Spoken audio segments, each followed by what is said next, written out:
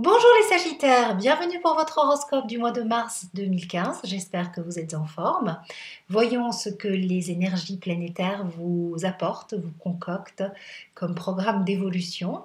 Un mois de mars qui est un mois de transition où les énergies du poisson sont à l'œuvre avec Neptune.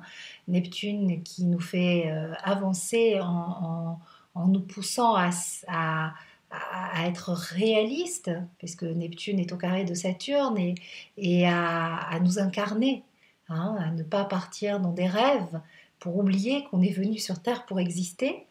Et puis Jupiter, votre planète, qui reçoit dès le 3 mars l'énergie d'Uranus, enfin, qui se relie et se connecte à l'énergie d'Uranus. Ils forment tous les deux un très beau trigone. Et donc, c'est un trio de feu dans un triangle de feu dans lequel votre signe s'englobe. Et tout ça, ça vous permet d'avancer, de vous libérer. Donc, le mois de mars est un mois de transition, certes, de passage à autre chose. Donc, il faudra lâcher des choses qui n'ont plus lieu d'être. Mais c'est un mois qui vous fait avancer, qui vous permet de poser des actes concrets, d'avancer avec enthousiasme, de sentir que vous faites des bons en avant ou des pas en avant et de concrétiser et de matérialiser aussi des choses, mais matérialiser, tant qu'à faire, faites-le avec la volonté de votre âme. Hein, ne le faites pas avec la volonté de votre ego qui, lui, ne s'identifie qu'à la matière et qui n'est que dans l'avoir et qui n'est pas dans l'être. Ce qu'il faut que vous fassiez, en fait, les Sagittaires, en ce moment, et au mois de mars particulièrement, c'est être plein d'amour, de bienveillance et de compassion pour vous. Euh, Toute personne en souffrance a besoin d'amour et de bienveillance pour guérir ses blessures. Alors, bien sûr, la seule personne qui va pouvoir vous amener et vous apporter cette bienveillance, cette compassion, ben, c'est vous-même. Sinon, vous attendez de l'autre qu'il le fasse et vous êtes dans la dépendance et vous ne pouvez qu'attendre et être frustré dans cette souffrance. Et il faut que vous ayez ce regard généreux, empathique, compatissant, bienveillant sur vous-même, sur votre mode de fonctionnement. La vie vous fait travailler et vous fait partir à la rencontre de vous-même, à la rencontre de votre façon de fonctionner. C'est Saturne qui est dans votre signe qui fait ça. Et puis c'est les événements extérieurs qui peut-être vous réveillent, résonnent chez vous d'une certaine façon pour vous pousser à vous poser des questions plus existentielles, on va dire. Savoir ben, qui suis-je, où vais-je, que fais-je, quel sens donner à tout ça et quel sens donner à ma vie. Et donc forcément, vous entamez une exploration intérieure. Et puis ben, souvent avec des transits comme ceux de Saturne qui vous concernent. Saturne est dans votre signe, les Sagittaires, et il va être là pendant 2 ans. Donc Saturne vous met face à vous-même et avec Saturne, on plonge souvent dans notre inconscient. On revisite notre passé, notre façon qu'a notre ego et notre personnalité de s'être construite.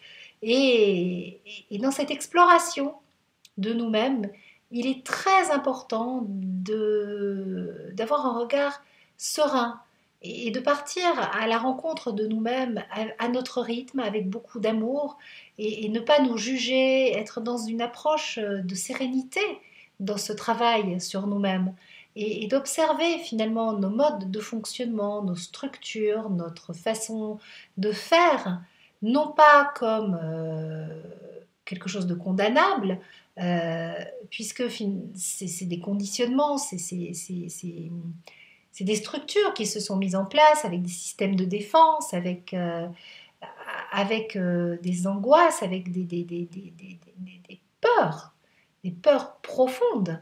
Et d'être finalement dans l'amour, c'est choisir l'énergie du flux divin, c'est se relier à l'âme, mais c'est surtout avoir ce regard généreux, positif sur notre façon de fonctionner, qui n'est pas ce que nous sommes. Il y a une différence entre notre façon de fonctionner, nos conditionnements, et ce que nous sommes vraiment. Et si vous voulez vous relier à qui vous êtes vraiment, il va falloir partir à la rencontre de votre façon de fonctionner avec le plus de neutralité possible et un regard extrêmement serein, détaché presque, pour pouvoir faire ce travail de désidentification et de reconnexion à votre âme en étant branché sur l'énergie qui vous appelle,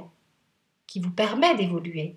Parce que si vous vous reliez à cette énergie euh, première de ben voilà comme je suis, et voilà ce que je peux point, et voilà ce dont je suis capable au bout du compte, ben vous bloquez le processus d'évolution.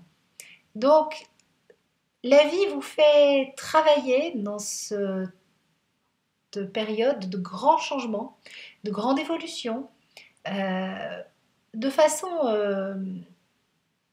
très intense, pour que vous soyez dans une véritable connaissance de vous-même, mais cette connaissance, elle doit vous servir, elle doit vous permettre d'évoluer et non pas vous détruire et vous mettre face à encore plus de peur. Hein. La connaissance, c'est pour atteindre la liberté, ce n'est pas pour avoir un pouvoir sur soi ou sur les autres.